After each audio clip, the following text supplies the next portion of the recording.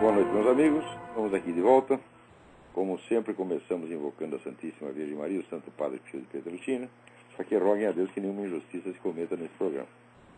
Queria lembrar aqui a vocês que ainda estão abertas as vagas para a inscrição no curso de Filosofia da Ciência, que eu vou dar aqui em Colonel Heights, Virgínia, de 10 a 15 de maio.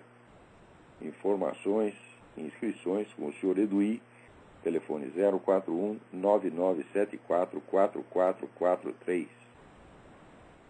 No dia 24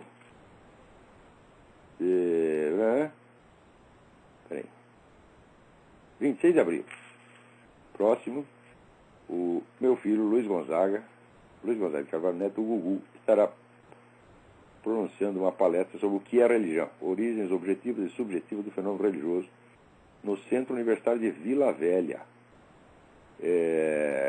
Informações com, atenção, é um e-mail, leonardo.penitente@uvv.br.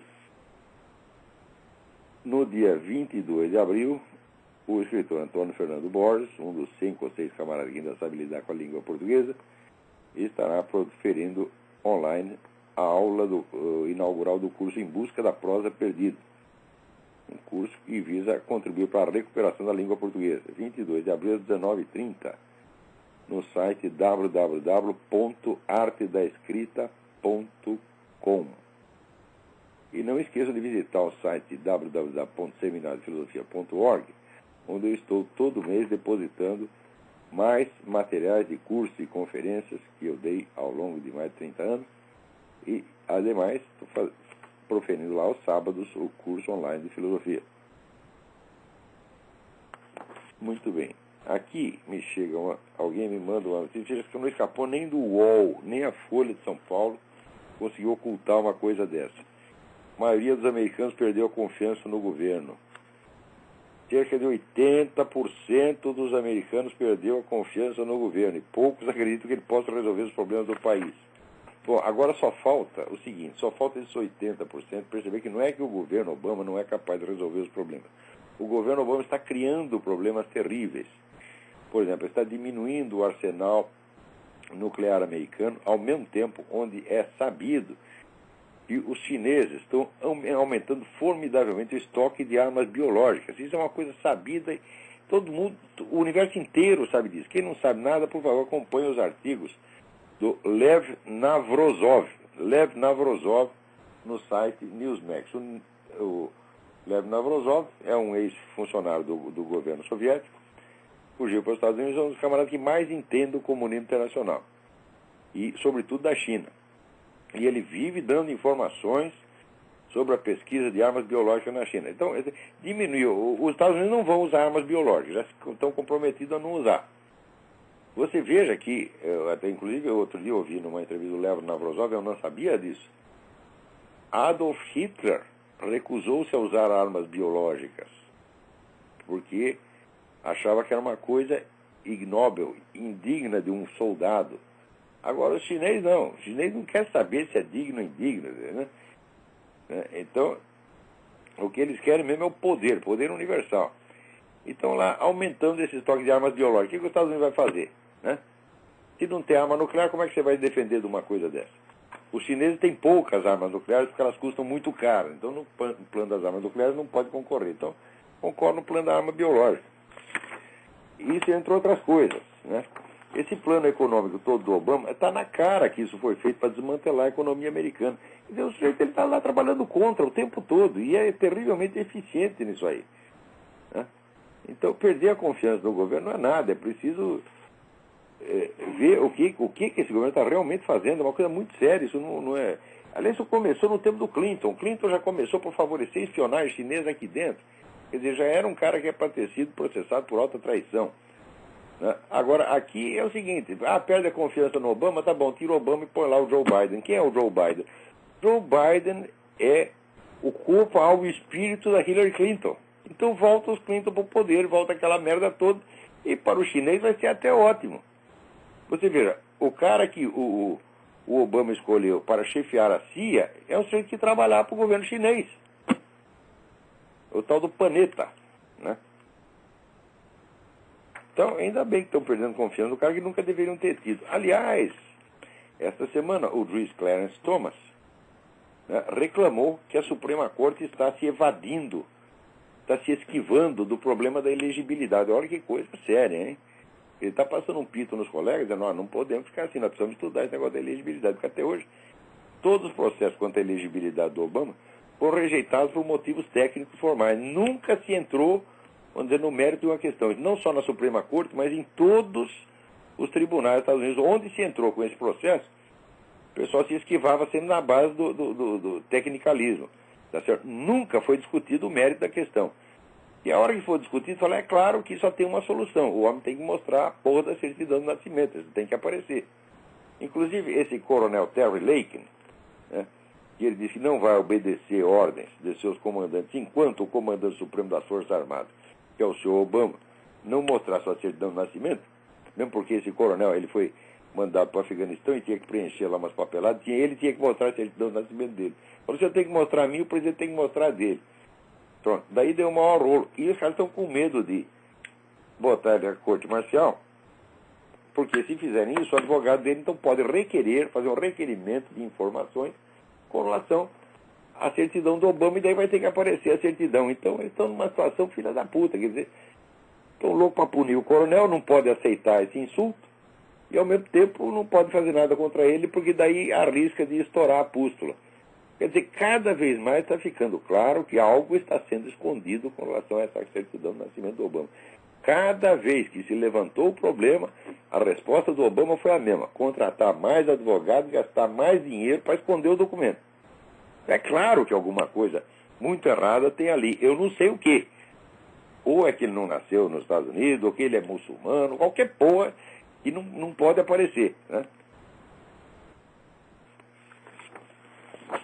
Muito bem. Agora, no Brasil, né, o Brasil, assim, a vocação da macaquice, os argentinos chamam o brasileiro de lo macaquito, e tem toda a razão. O brasileiro é louco para imitar as coisas e transformar tudo em palhaçada. Você vê esse negócio que tem no mundo aí de padre pedófilo, esse escândalo de padre pedófilo, já é, vamos dizer, uma coisa medonha, barbaramente exagerada e totalmente deformada, tá certo? Quer dizer, é uma campanha contra a Igreja Católica inspirada numa deformação mental hedionda. Qual é a deformação mental? Veja o seguinte: dos padres pedófilos, 90% são homossexuais. 90%. Agora, o pessoal quer dizer o seguinte, que eles são pedófilos não porque são homossexuais, mas porque são padres. Isso é o que os induz à pedofilia, não são as suas inclinações sexuais, é a batina e o credo. Ora, porra, é evidente que quem está sendo acusado materialmente é a comunidade gay, não os padres. É evidente que é isso. Porque esses caras, vamos dizer, eles não são padres pedófilos. Não, eles são homossexuais que entraram na carreira eclesiástica porque lá está cheio de menininho. Isso quando não foram colocados lá por organizações gays para fazer exatamente isso e criar o escândalo. Eu recomendo para vocês um livro, chama-se The Rite of Sodomy, o rito da sodomia. O autor chama-se Randy, R-A-N-D-Y, Engel, E-N-G-E-L. É o estudo mais sério que já foi feito sobre essa penetração do movimento gay na igreja. É um livro de 1000 páginas, fartamente documentado, um negócio de uma erudição assombrosa, um livro esplêndido que o autor não conseguiu publicar por nenhuma editora e teve que publicar por conta própria. Então, esse trabalho, vamos dizer, tem que ser valorizado. Randy Engel, The Rite of Sodomy.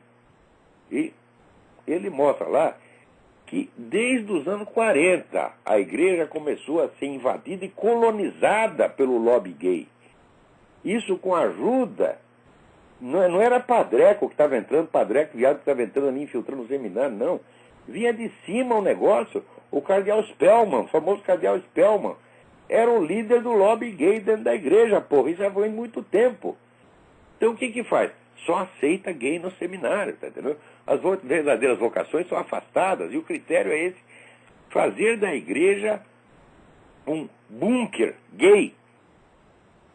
Esse plano foi desenvolvido ao longo de muito tempo e virou realidade. Agora, quando a coisa estoura, são os próprios criminosos que acusam a entidade. A entidade que eles infiltraram, que eles prostituíram, tá certo?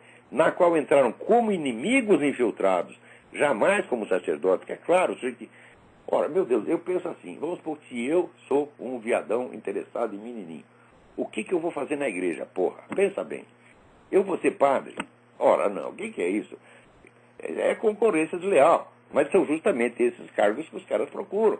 Procura o cargo de padre, procura o cargo de assistente social, procura o cargo de professor de educação física, tá certo? De instrutor de ginástica, de personal trainer, não, personal trainer é para adulto, mas de líder escoteiro, tá certo? Porque eu, quando era moleque, eu pertenci durante alguns meses a um grupo escoteiro, e daí eu descobri que o homem lá estava comendo os menininhos, e inclusive estava comendo um amigo meu. Eu fiquei aterrorizado, com o cu na mão, e desapareci sem dar explicações. Eu não ia brigar, eu era pequenininho, eu ia reclamar, né? Eu fiquei sabendo daquilo e me mandei, né? Como diz um parente meu, faz que vai cagar e se manda. E foi exatamente o que eu fiz.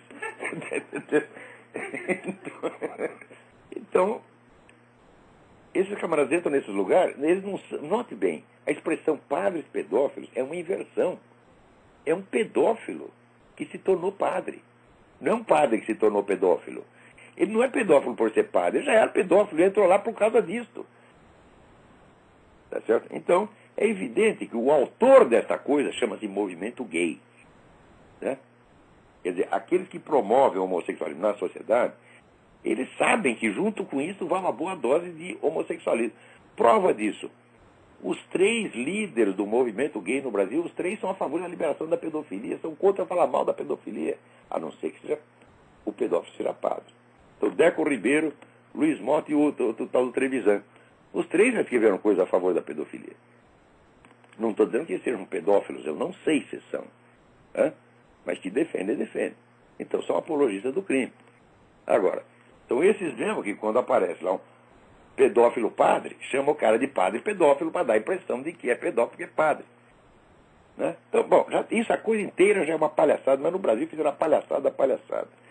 Quer dizer, em vez dessa coisa de pedofilia ser investigada pela polícia, como é o que deve acontecer, fizeram um espetáculo, né, parlamentar, na comissão parlamentar de inquérito, onde está lá esse senhor Magno Malta, né, que é associado a essas igrejas aqui, que vem chupando dinheiro aí, essa merda dessa igreja universal, essa coisa toda. Magno Malta sempre esteve envolvido com essa coisa. Então agora está ele lá posando de defensor da infância e acusando os padres, né? Então, aqui, ó, Monsenhor Luiz Marques Barbosa prestou depoimento da CPI da pedofilia, né? E saiu de lá preso, quer dizer que ele mentiu durante o depoimento. Mas acontece, olha, que coisa extraordinária, né? Apareceu lá um sujeito que mostrou, né, como prova um vídeo no qual ele mantinha relações com o tal do Monsenhor Luiz Marques quando ele tinha 20 anos de idade. E baseado nesse vídeo, ele adquire autoridade para dizer, não, o Monsenhor estava me comendo desde que eu tinha 9 anos. Digo, olha, peraí. Se você após a maioridade, você continua tendo relações sexuais com o cara, você não pode acusá-lo de pedófilo, dizer que ele abusou de você, porque aos 18, 19 e 20 anos, você pode sair correndo e você não é. Você, inclusive, é mais forte, porque o homem é velho. Né? Quer dizer, que coisa é essa? Se você continua na idade madura a ter um caso com o sujeito, aí não se trata de pedofilia, meu filho. Aí é que existe, aí é viadagem como qualquer outra, porra. Quer dizer, é que isso evidentemente é uma palhaçada. Tá certo? Agora, esse pessoal ligado à Igreja Universal sempre odiou a Igreja Católica, está aproveitando para fazer mais essa palhaçada. Não deu como o senhor não comeu ninguém, eu não sei se comeu ou não comeu. Eu sei que, primeiro, isso não é assunto de CPI. Imagina se eu sou um senador da República, meu Deus do céu, e alguém chega para mim e diz, olha, nós vamos fazer uma CPI para ver se o padre fulano comeu o Zezinho, o Joãozinho. Eu mando tomar no cu. Eu digo, ó, meu filho, aqui nós temos que investigar coisa que tem alcance político. Por exemplo, nós temos que investigar essas igrejas evangélicas todas, tá entendendo? Quanto elas receberam para apoiar o PT. Isso aí nós temos que investigar. Tá certo? Então, nós temos que investigar por que nada se faz contra as Farc, que é a organização que está promovendo, através dos seus associados brasileiros, a matança de 50 mil brasileiros por ano. E isso nós temos que investigar, isso ninguém quer investigar. Quer pegar lá o tal do Monsenhor Luiz Marques Barbosa, que é um homem decrépito de 83 anos, e se fazer de valentão em cima disso. E levando como prova um vídeo em que aparece um homem adulto dando o cu pro padre, porra! O que é? Mas é a palhaçada da palhaçada, é a macaquice da macaquice. Ai, cara, e tava o sujeito, mostra lá ele dando pro padre aos 20 anos e dizendo: o monsenhor gosta de menino novo. Você acha que tu é menino novo aos 20 anos, pô? Eu aos 20 anos era pai, porra. Hã?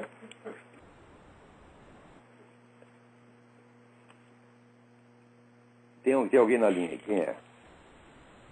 Alô, professor Olavo? Sim. É Silvério de Belo Horizonte. Silvério, tudo bem? Tudo bem, professor. Professor Olavo, o Estado de São Paulo publicou um artigo, originalmente do New York Times, de um teólogo suíço, Hans Kung. Desculpa, eu não sei pronunciar o nome dele corretamente. Isso. Ele fala que no Concílio Vaticano II, ele e o Papa eram os mais novos teólogos, enfim, e acusa o Papa de uma série de questões. Fala que trouxe os bispos da tradicionalista Sociedade Pio X de volta à igreja, sem nenhuma pré-condição, afirma que promove a missa... Por que eles foram excomungados? Por quê? Esses caras heréticos da teologia da libertação nunca foram excomungados. Agora, o pessoal da São Pio X foi excomungado por um ato de indisciplina. O que é isso, pô? Isso é claro que é uma perseguição nojenta. Hans Kung é um filho da puta, eu gostaria de encontrá-lo, cara a cara, para dizer isso pra ele. Tu é um filho da puta, tu é um traidor da igreja, tá certo? Tu não entende merda nenhuma de teologia, tu consegue inverter tudo, tá certo? Tu quer nos impor a sua confusão mental. Diga, continue aí. Professor Olavo, o nome é uma carta aberta, na verdade, chama-se Epístola da Desobediência. E ele, no fundo, está conclamando os bispos e reverendos do mundo inteiro a se opor, francamente, ao Papa. Mas é isso fala, que ele... Não se calem. Ele fez isso. Então, ele é um traidor, já devia ter sido botado para fora há muito tempo. Isso. Ele fala, não se calem, comecem a reforma, agem de maneira colegiada. Então, cardeal Ratzinger, hoje eu aprecio muita coisa que o Papa Bento XVI está fazendo. Mas quando ele era cardeal, ele fez uma cagada atrás da outra. E sempre assim, querendo ficar em cima do muro, está entendendo? Dá uma no cravo na ferradura. Então acaba levando porrada dos dois lados. Quem mandou? Hã?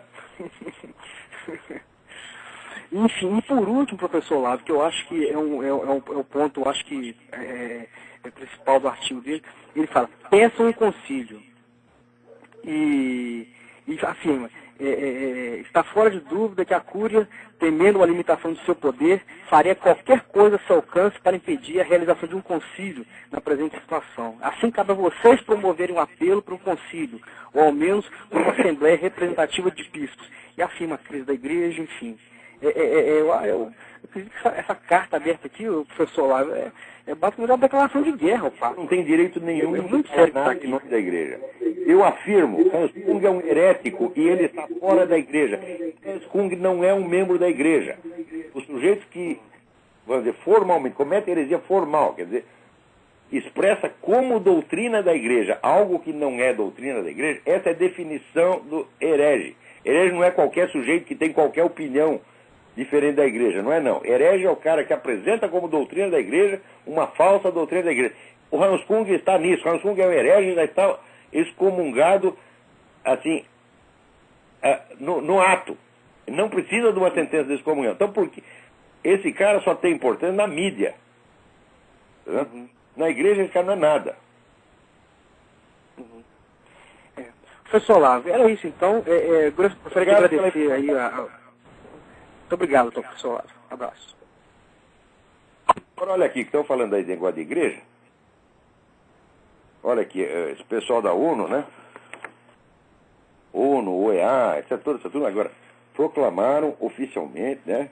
No dia 22 de abril, o Dia Internacional da Mãe Terra. É o culto da Mãe Terra, é Deus H, promovido por sabe, hereges, como Leonardo Boff e Miguel Descoto, que são caras que pertenceram à igreja, sempre falsificaram a doutrina da igreja, tá certo? Sempre venderam como doutrina católica o que não era doutrina católica, sempre enganaram todo mundo, né? Se fazendo de sacerdotes, né? E agora estão aí promovendo o culto da Mãe Terra.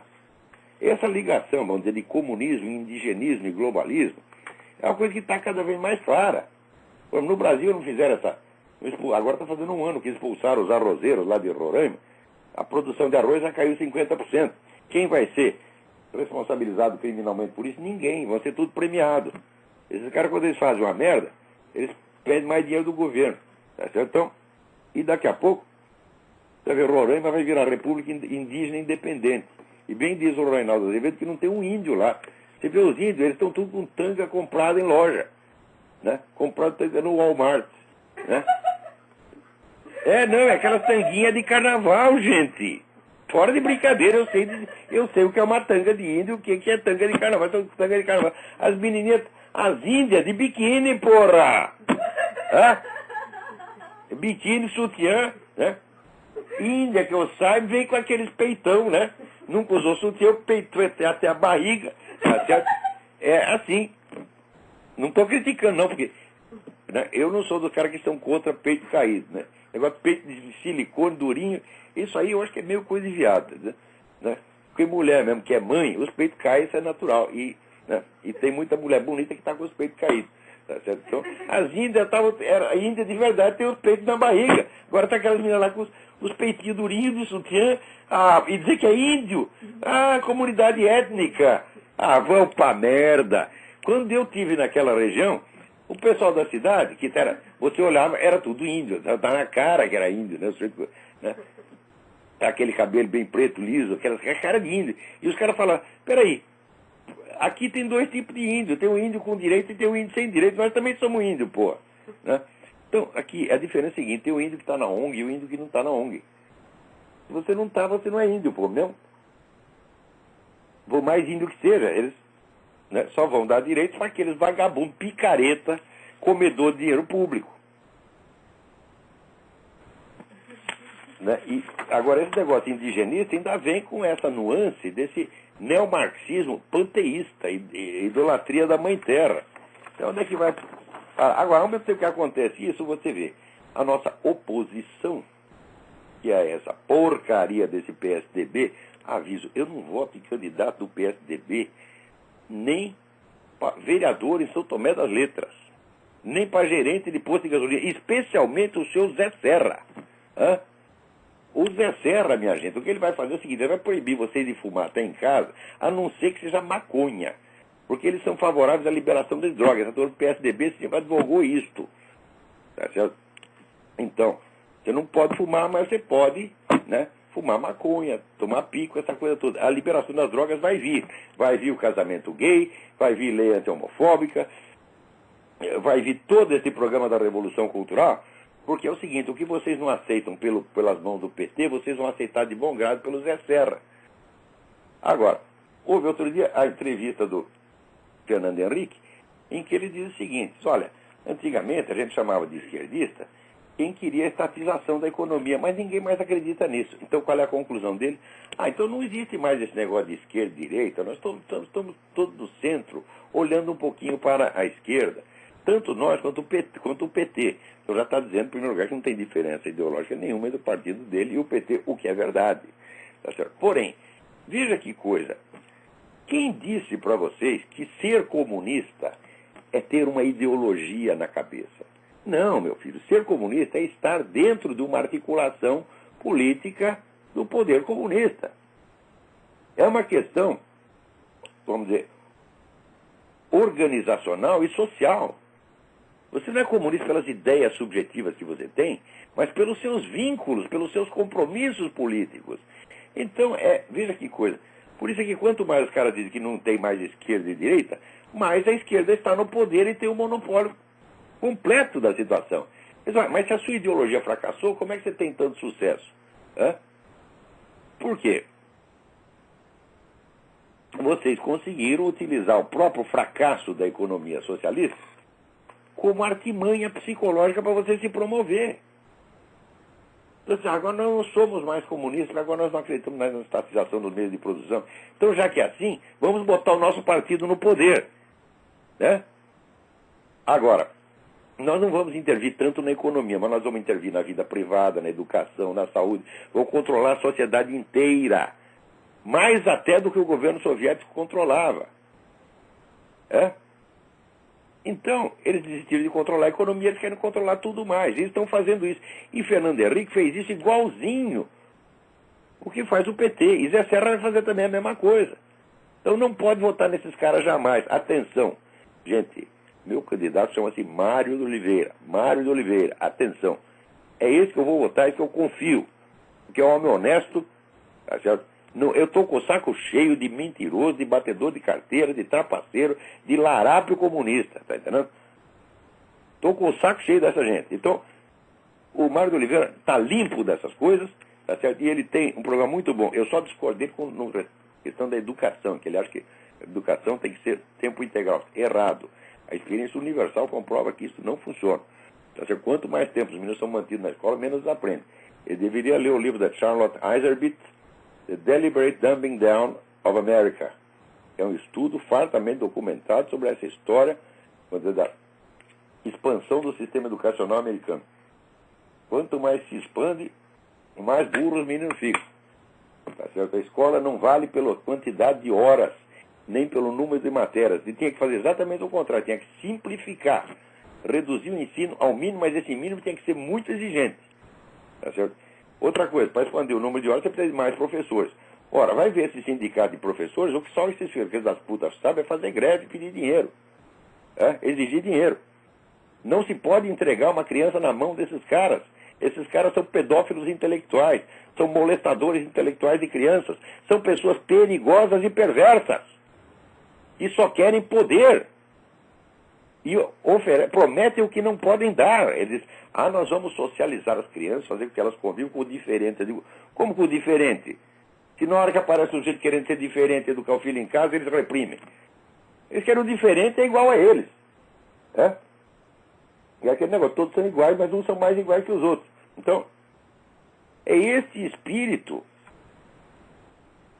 vamos dizer, de horda socialista que eles querem impor às crianças. E já querem ensinar as crianças, vamos dizer, a ser viadinho desde pequeno. Tem que dar o cu. Você está entendendo? E depois, quando acontece pedofilia, diz, pedofilia é coisa por causa da Igreja Católica. Mas o que é isso? Isso é inversão completa da realidade. Tem que fazer uma investigação a fundo da pedofilia no movimento gay. É lá que está a pedofilia. Esses pais pedófilos são todos homossexuais. 90% deles. Outra coisa, a ligação de pedofilia com homossexualismo é uma coisa historicamente comprovada. Onde você tem uma coisa, você tem a outra. Agora, o Randy Engel, nesse livro aqui, ele mostra que nunca houve nenhuma sociedade humana, nenhuma, onde a prática homossexual, e sobretudo a prática pedófila, fosse aprovada. No máximo era tolerada. Mesmo na Grécia, em Atenas, por exemplo, aceitava-se um certo tipo de pedofilia muito discreto, tá certo? Onde houvesse, sob a alegação de uma relação pedagógica. Mas mesmo assim, só se aceitava isto em certas circunstâncias. Mas uma relação sexual entre dois homens homossexuais, entre dois homens adultos, era severamente punida. Visto dois barbados na cama, ia pra cana. Essa que é a verdade. Na Grécia, famosa Atenas, no tempo de Sócrates. Diz que Sócrates e Platão aprovava a homossexualidade. Está claríssimo na República, Platão considerava a homossexualidade um crime. Coisa que eu não considero, o resto é um absurdo isso aí. Não concordo com o mestre. Eu não acho que é um crime. Eu acho que é um pecado, mas não um crime. Mas ele dizia, a homossexualidade é um crime. Na República está escrito lá. Leiam o livro do Randy Engel, vocês vão ficar de cabelo em pé. Agora aparece aí o seu Zé Serra dizendo que, instruindo o pessoal da sua campanha para não explorar o passado de luta armada da Dilma. Quer dizer, não pode dizer que a mulher assaltou o banco? Não pode dizer que ela participou de organização homicida? Ou seja, não se pode falar do passado dela, tem que esconder o passado dela? Digo, mas que caso de oposição é essa? Não há oposição nenhuma, há cumplicidade. Cumplicidade. Hã? Agora, toda essa gentileza servil, subalterna, abjeta do seu Zé Serra para com o PT, como é que o PT responde? Jogando merda no Zé Serra. Quer dizer, quanto mais puxa saco, mais leva porrada. Como sempre fizeram com o FHC. Falou o FHC trocando beijinho, dando beijinho nele, eles dando porrada do FHC. Esse pessoal merece, essa turma é de uma abjeção sem limites. Agora, como é que um cara desse quer ser presidente? Digo, olha, me empresta o Zé Serra 5 minutos. 5 minutos. Vou conversar com ele 5 minutos. O Zé Serra que nem Hitler. Hitler não podia ninguém podia chegar perto do Hitler fumando. Um raio de 500 metros, não podia ninguém fumar. Zé Serra é a mesma coisa. É autoritário, mandão. E manda coisa errada. E se fosse cara autoritário que está dando ordem certa, a gente até aguenta. Fala, pô, o cara enche o saco, mas ele está fazendo certo. Agora, autoritário para fazer merda?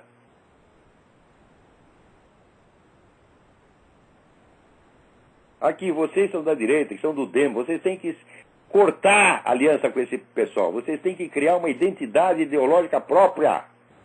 Vocês têm que assumir que são de direita. E daí vocês terão sucesso. Agora vocês estão tão hipnotizados pela esquerda que você vai falar, mas falar que de direita não dá voto. Como não dá? Vocês não viram o doutor Enéas? Teve voto para eleger 5. Você não viu o Bolsonaro? Qualquer pessoa que tem uma posição conservadora firme, o povo gosta, porque o povo é conservador. Quando é que vocês vão aprender isso? Acontece que para isso precisa ter 2 culhões, e vocês não tem nenhum. Agora, olha aqui, nos Estados Unidos diz que já está pronta uma unidade especial do Exército para se colocar em posição no solo americano antes das eleições de novembro. Porque eles preveem conflitos sociais. Claro que vai ter conflitos sociais. 80% da população desaprovando o governo, o que você acha? Então eles vão fazer isso para assustar as pessoas. Tá certo? E para criminalizar quem fala mal deles. Né? Outro dia eu recebi aqui um documentário que dizia o seguinte, olha aqui os racistas do movimento do Tea Party, supremacistas brancos. E apareciam os caras fazendo discurso lá no Tea Party, só tinha preto. E daí o cara da NBC, o repórter da NBC, chega para um dos pretos e fala, o senhor não se sente desconfortável aqui dentro? Quer dizer, insinuando. Os caras falam desconfortável por quê? Essa aqui é minha gente, nós somos americanos, está pensando o quê? Só faltou completar, não vai tomar no cu. Era o que faltava dizer. Agora, olha aqui. Outro dia, no programa do Glenn Beck, todo mundo acha o máximo. Eu acho que ele tem coisa muito boa, mas tem lá seus limites. Por exemplo, ele foi um dos caras que ajudam a ocultar esse negócio da certidão de nascimento do Barack Obama. Ora, quem não quer a investigação dos fatos é porque está mentindo, meu Deus do céu. Quer dizer, por que a gente tem que investigar, por exemplo, fatos que aconteceram 40 anos atrás, nós temos que desenterrar os cadáveres, etc. Mas não pode desenterrar a certidão de nascimento do Barack Obama. O que é isso, porra? Então o Glenn Beck ajudou a esconder também. Então também não é grande coisa. Mas outro dia leva lá um cidadão, Justin Logan, que é do Cato Institute. Aí no Brasil tem um monte de garoto entusiasmado pelo Cato Institute. Vê lá, né? O cara do Cato Institute, Justin Logan, vai lá no programa do Glenn Beck para elogiar o Barack Obama. O Obama é advogado de diplomacia direta com os adversários americanos. Quer dizer, diplomacia direta quer dizer ir lá afagar o Irã, dar todas as vantagens para o Irã, ajudar o Irã a criar a bomba atômica, ajudar a China, né, a criar arma biológica. Isso que é a advocacia de agora. Vai esse bosta do Cato Institute para falar. Gente, Cato Institute é uma coisa ambígua. Tá certo? No que diz respeito à crítica do socialismo, eles são brilhantes. Quando chega nas propostas concretas, é uma besteira atrás da outra, gente. Então, esse pessoal libertarian é um bicho de duas cabeças. Você está entendendo que, em economia, ele é conservador. Ele quer liberdade de mercado, etc. No mais, aprovam todo o programa da esquerda. Aprovam o casamento gay, abortismo, essa coisa toda. Por quê? Porque eles acham que o Estado não deve interferir. Quer dizer, como se um problema desse pudesse ser colocado em termos do Estado interferir ou não interferir. Não, o problema não é o Estado interferir. Né? O problema é que o Estado está interferindo para impor essas coisas. Né? Liberá-las não é retirar a sociedade de sob o domínio tirânico do Estado. É o contrário. A população é maciçamente contra essas coisas. É o Estado que as está impondo. E esses idiotas dizem, não, tem que liberar porque o Estado não pode interferir. O Estado não pode interferir para reprimir essas coisas, mas pode interferir para impô-las. Quer dizer, ali no Keystone Institute tem uma boa parte dos caras são burros, outros são mal intencionados, tem gente que está a favor do programa da Revolução Cultural da esquerda. Tá certo? Ai. Aqui está aí China e Brasil juntos pedindo aqui uma nova ordem mundial. Mas eu sei que vocês querem uma nova ordem mundial. Né? E está aí o Lula apoiando o programa nuclear do Irã. Aliás, o Barack Obama também apoia. Né? Barack Obama apoia qualquer coisa que seja contra os Estados Unidos. O Barack Obama é o primeirão. Ele não dá mais para esconder. O cara é inimigo do país, evidentemente. Todo mundo já percebeu. Né? Agora que beleza, né? Porque em Salvador estava tendo ali um congresso da ONU em Salvador e os congressistas todos pegaram diarreia, saíram cagando. Comeram lá num restaurante baiano e se deram muito mal. É um negócio de assim, coliformes fecais voando para tudo quanto é lado, né? E os caras, bom, mas eles já estavam cagando lá dentro, tá certo? Foram apenas cagar no posto médico, né? Então, ora, quer saber? Vocês merecem mesmo coliformes fecais. Vocês, pelo menos quando estão cagando, vocês não estão fazendo mal a ninguém. Agora aqui, OAB-RJ, OAB é uma organização comunista. Vamos parar de frescura, tá certo? O OAB está aí para implantar o comunismo no Brasil. Ponto final. Tá? Só serve para isso. Então, campanha pela memória e pela verdade. Mas é só um pedaço da verdade. Não pode averiguar, por exemplo, o que aconteceu com as vítimas do terrorismo. Isso aí é proibido. Tá? Então, quando esse pessoal usa expressões bonitas assim, né? Memória, campanha pela memória e pela verdade, eles são especialistas em se autoglorificar. E daí aparece lá anúncios com atores, Fernanda Montenegro, Glória Pires, Jamais, dizendo assim, eu desapareci no dia tal, né? Mas escuta, peraí, mas e as vítimas do terrorismo também desapareceram? Não só desapareceram na época, como continuam desaparecidas da mídia. Nunca se fala deles, é proibido falar deles. Né? Agora, para você ver, uns anos atrás, quando a gente falava, quando já estava nítido o sinais de que havia uma guerra anticristã no mundo, você falar disso, o pessoal te carimbava, você é teórico da conspiração, você é paranoico, você é extremista de direita, etc, etc. Durante algum tempo eu colecionei notícias, tá certo, de iniciativas anticristãs no mundo inteiro. Mas depois chegou um ponto que eu não pude mais colecionar, por quê? Porque os fatos começaram a se multiplicar em tal quantidade que eu não conseguia mais acompanhar. Só para documentar a perseguição anticristã, hoje precisaria um centro de documentação com uma equipe enorme trabalhando em tempo integral. Né? Só para documentar, não é para fazer nada. Não dá mais para documentar, já passou. Então é assim, é matança, é boicote fiscal, é proibição de você rezar em certos lugares, expulsar a criança de escola porque entrou com uma Bíblia ou com um crucifixo no pescoço, tá certo? É gente que vai presa porque estava lendo Bíblia em público. É isso, o tempo todo é essas coisas, porra. E agora também esse massacre aí dos pedófilos, disfarçados de padre, que eles chamam de padre pedófilo, tá certo? É o tempo todo, é um massacre. Agora, aqui outro dia, um juiz disse que o famoso Dia Nacional da Prece, que é uma instituição que existe aqui há várias décadas, é inconstitucional. Fala, como inconstitucional? Se ele disse que isso é contra o espírito dos pais fundadores que queriam uma separação entre Estado e Igreja.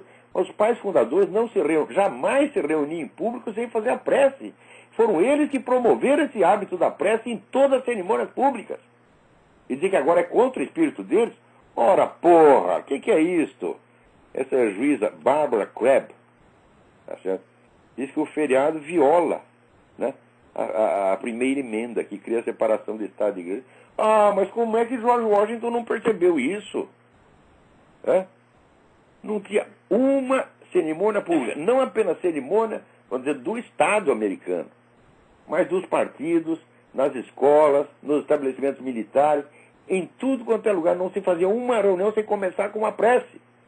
Então isso é uma instituição nacional americana. Leia o livro do Benjamin Morris, né? Da origem e fundamento cristão das instituições americanas, que está fartamente documentado. Então, olha, juíza Bárbara Crabb, a senhora é uma mentirosa, evidentemente. A senhora está mentindo. Quer dizer, como é que a senhora pode basear dados históricos que não existem, que são contraditados por toda a documentação existente? Quer dizer, o juiz que faz uma coisa dessa, ele deveria pagar por isso. Quando alega argumento histórico, você prova o que você está dizendo. O juiz também tem que provar o que está dizendo. Não é porque é juiz que pode dizer qualquer coisa. Qualquer coisa. A autoridade do juiz não é uma coisa pessoal, meu Deus do céu. Ele é investido nesse cargo para desempenhar uma função. Entre outras funções, o que é o processo, minha gente? O processo é o processo de investigação da verdade. Então, se está mais do que provado que essas instituições todas foram inspiradas em elementos bíblicos, isso está no livro do Benjamin Morris, não deixa a menor margem à dúvida. Então é claro que a separação entre igreja e Estado significa que o Estado não interfere nas coisas da religião. Mas não quer dizer que as igrejas e as pessoas, em nome de suas crenças religiosas, não possam atuar politicamente como sempre fizeram.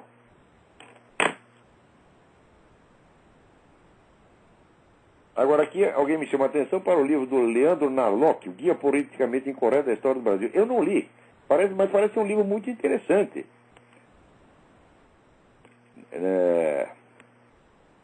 Em que ele arrebenta com vários mitos consagrados. Esses mitos que formam, vamos dizer, o fundo, uma espécie de cosmovisão vigente na mídia e no estabelecimento educacional.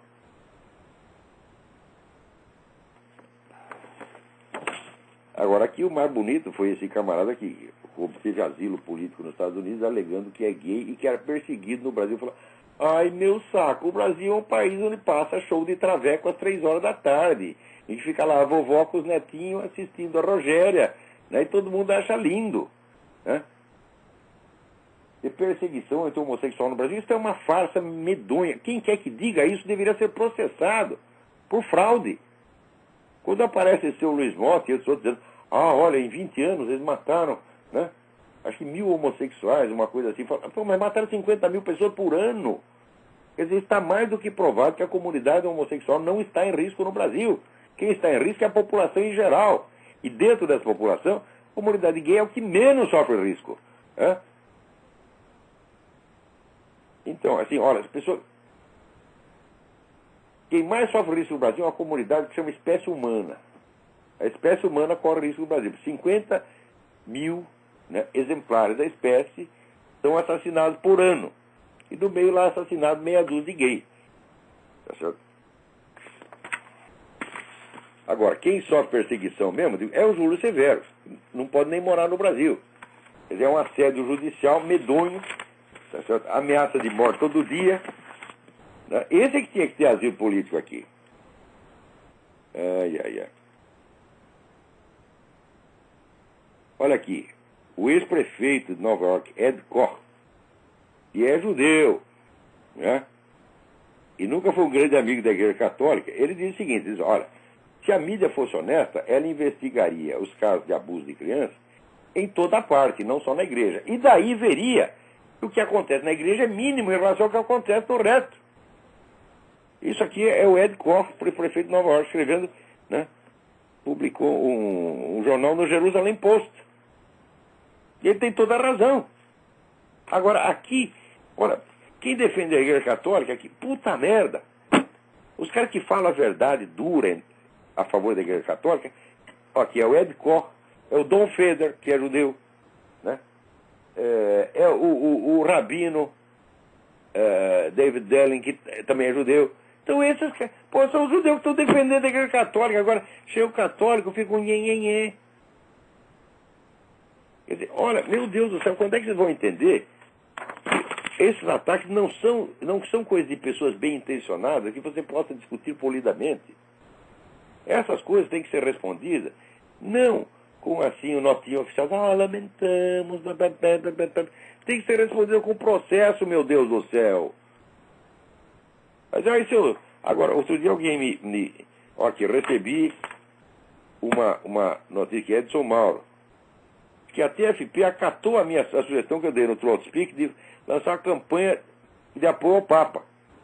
Então tá lá, dê uma olhada no www.ipco.org.br, tá lá abaixo assinado, em favor do Papa Bento XVI. Foi uma sugestão minha e eles aceitaram e fizeram muito bem. Então, de parabéns. Eu nunca fui membro da TFP, tenho lá minhas divergências com eles, mas reconheço que é gente honesta, gente séria, gente boa. Eles querem fazer o melhor. Né? E agora estão fazendo a coisa certa. Parabéns a vocês. Né?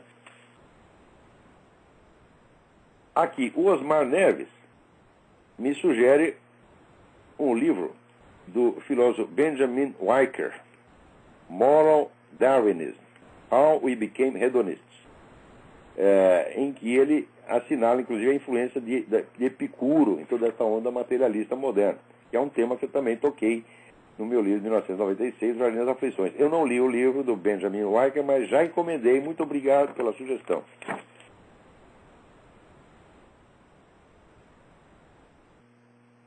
Alguém também me sugere um artigo do padre, eu não sei se o padre é francês ou eu não sei se é Landry, americano, ou Landry, não sei,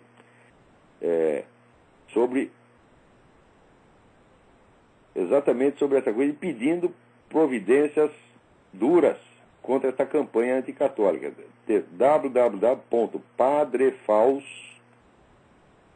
padrefaus.org, padrefaus, tudo junto, .org. Né? Também aqui aparece um artigo, não sei, aqui, o próprio, quem me manda é o Valmor Grade, também me manda o artigo do Henrique Raposo, publicado no Jornal Expresso de Portugal, www.expresso.pt, a pedofilia dos bonzinhos. Eu digo, pois é, a pedofilia desse pessoal do movimento gay é tudo bonzinho. A pedofilia dos assistentes sociais da ONU, que é a mais cruel de todas, porque eles abusam de crianças que são refugiados. Os meninos chegam lá, tá certo?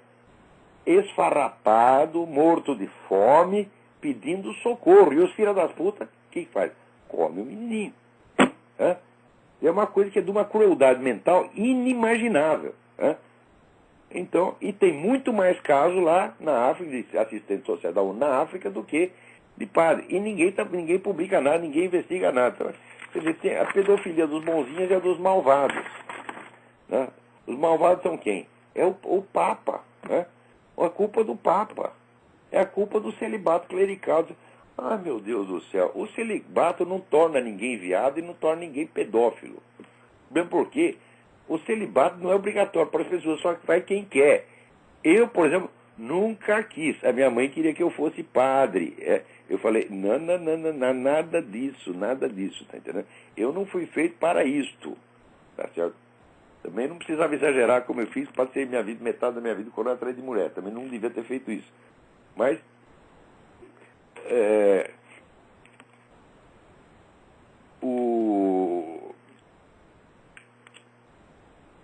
esse pessoal gay vai lá, por quê? Porque lá só tem homem. Não é por isso que o dia que o Júlio Severo falou, pederastia, homossexualismo deveria ser crime. Eu falei, mas tu tá louco? Se for crime, você vai botar todos os viados na cadeia. E na cadeia só tem homem. Aliás, vocês já fizeram a conta? Por exemplo, ninguém faz essa medida. Estupros nas cadeias. Todos os estupros que ocorrem nas cadeias, tanto de homem quanto de mulher, são estupros homossexuais. Todos eles. Então são campeões mundiais de estupros. Aqui tem um estudo recente que mostra que 30% das lésbicas foram estupradas por outras lésbicas que não eram as suas respectivas companheiras. Então, a comunidade gay está ameaçada. Sim, está ameaçada por outros gays. Você vai dizer, o sujeito foi lá, comeu o outro e matou. Mas se comeu primeiro, ele também é viado, meu Deus do céu. Então, isso não é uma violência contra a comunidade gay. Você já viu alguém matar gay por moralismo? Quer dizer, esses caras que assaltam, esses caras que aplicam o tal do golpe Boa Noite Cinderela, né, eles fazem isso por motivos religiosos, né? Você sabe o que é a Boa Noite Cinderela? Quer dizer, é o prostituto gay, né, que vai atender o seu cliente e bota lá um soporífero na cerveja do cara, o cara, pum, catapimba, e daí o senhor depena a casa, né? Tira tudo que o cara tem e vai embora. Quer dizer, você faz isso por motivo religioso, ele faz isso que é conservador. Ora, que porra! Faz isso que é católico. Ora, então, olha, sinceramente, comunidade gay é uma comunidade de alto risco interno. Altíssimo risco interno. Né? Por exemplo, não digo que o Hitler perseguia os gays, né, na Alemanha, saiu recentemente o livro do, Lothar, esqueci o sobrenome do cara, Hitler secreto. Hitler é viado! Hã? Mao Tse Tung era viado, porra! Comia lá os menininhos tudo, e se não quisesse dar, morria. Né? Quer dizer, como é que nós vamos fazer de todos esses? Veja, no contexto greco-romano, vamos dizer, a relação homossexual era definida como uma relação do forte com o fraco. O forte come o fraco, o mais velho come o mais novo.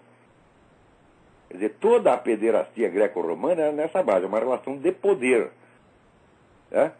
Onde chegou até Nero mandou capar um sujeito, né, para torná-lo sua noiva. E assim por diante. Leiam lá no Suetônio, História dos 12 Césares.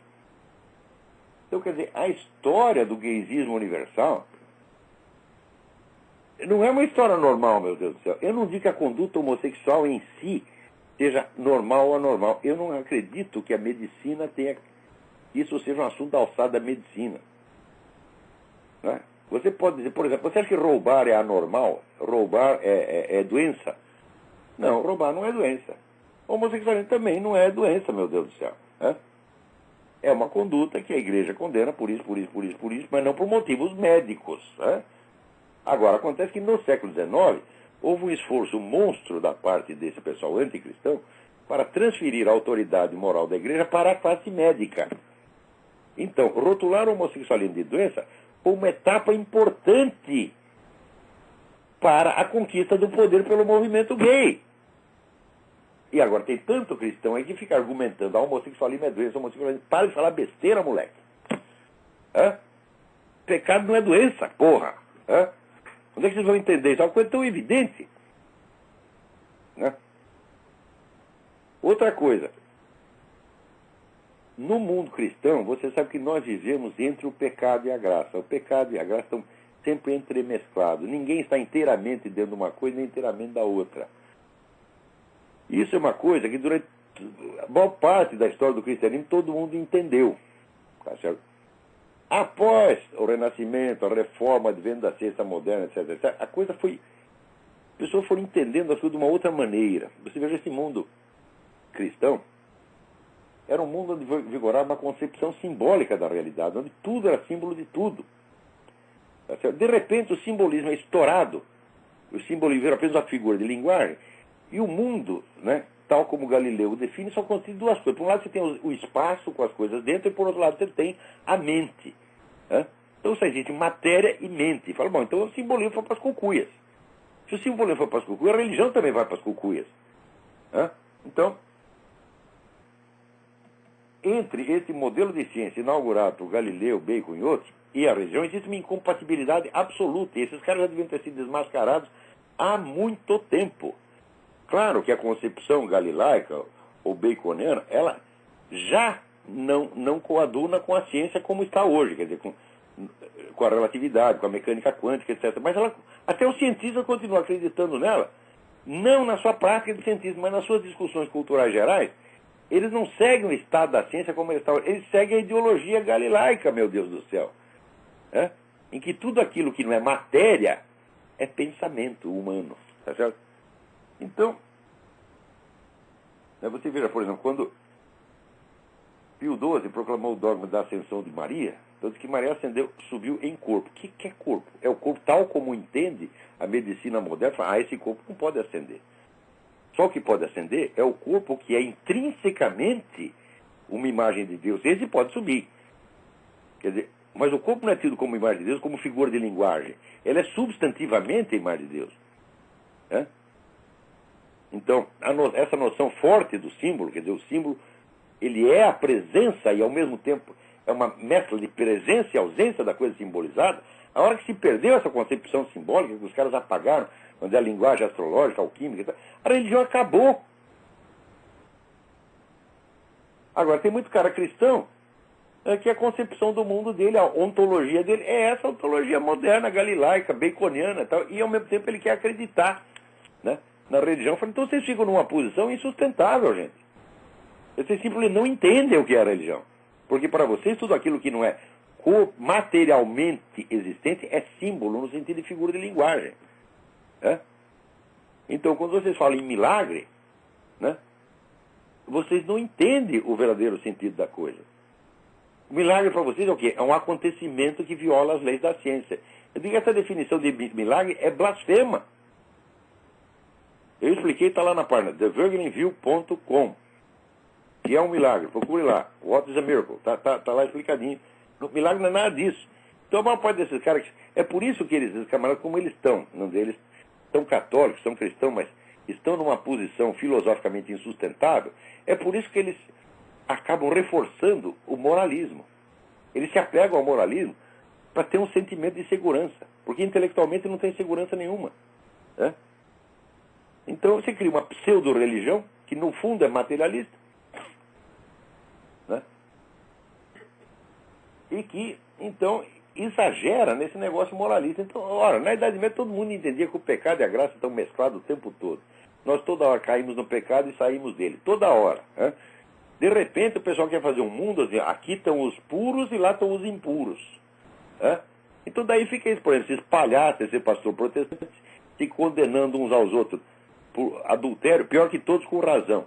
Então a gente liga lá o programa, está um pastor falando do outro. Tu é adúltero, tu é viado, tu é ladrão. E o outro, não, ladrão é você, viado é você, adúltero é você. E pior que os dois têm razão. E os padres? Os padres vão lá apoiar o Dia da Terra.